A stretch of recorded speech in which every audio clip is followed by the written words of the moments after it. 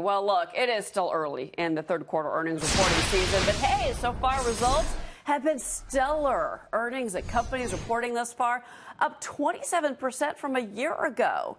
84% of the companies that have reported have beat earnings per share estimates. A lot of that due, folks, to the 2017 tax cut. But with earnings so strong, why aren't the bulls celebrating? Let's bring in FBN contributor Jonas Ferris. I guess it's about the Fed and worries about rates, right, Jonas?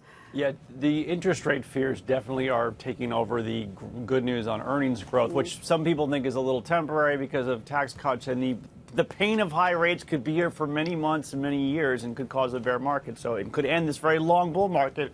That is the main concern going on right now. Do you think the Fed's overreacting? You know, we had this market reaction in the minutes yesterday. I mean, okay, so they might hike rates in December. Is the world ending on this?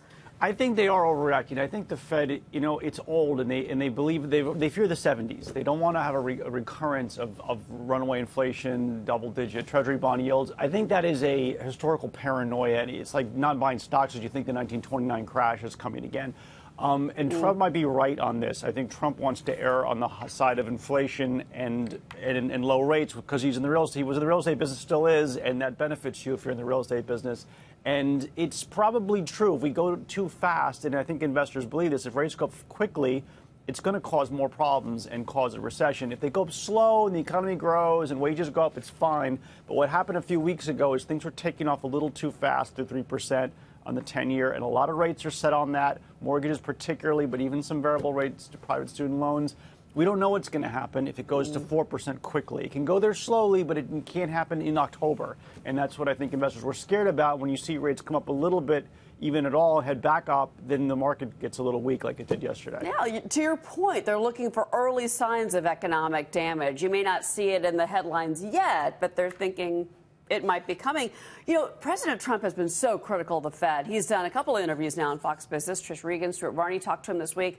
And he says the Fed is the biggest threat to his presidency, his biggest problem right now. Do you think that the president's overreacting to, and with all this criticism of the Fed, is that really warranted, Jonas? I think he's right. It is the biggest threat to his presidency. But, I mean, some of that's a little paranoia. Some of it's hedging against possible economic problems beyond his control. I mean, people on Wall Street are looking at it like sort of parallels to the Nixon era. I know everyone else is like, oh, it's like Nixon because of the Russia stuff. But really it's because Nixon was pushing his Federal Reserve person not to raise rates. And then we had inflation. Everyone blames Nixon for that. But reality is there was global inflation. We don't really know what caused it. It had something to do with oil coming in. So as far as this specific Federal Reserve, they are sitting on still around $4 trillion. They have a lot of power to control inflation by merely selling their balance sheet they built up 10 years ago in the crisis. They didn't have that power before. Right. They haven't even taken advantage of that way to reduce inflation. So I think they can err on the side of causing more inflation. That's true. Hey, real quick before I let you go, we just got these brand new Fox News polls, and I think it's interesting what people are saying about the economy, the condition of the economy.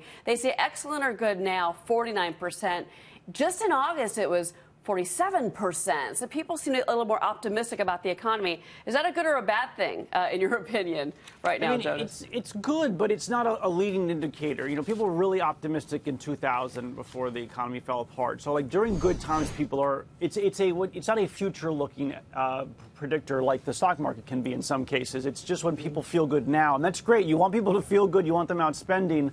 You know, I'm personally a little like this data has become so political. Like when you ask people how they feel about the economy, if their party's in power, they're optimistic, and then when it flips, they're pessimistic. Sure. It's like got nothing to do with inflation, the stock market, their 401k, unemployment. It's all like, and my party in charge. Yeah. They're so like brainwashed by it. It's so well. That's what we're talking about the midterm so much. Jonas Ferris, Jonas, thank you for being here as always. Great perspective. Thank you, sir. Thanks.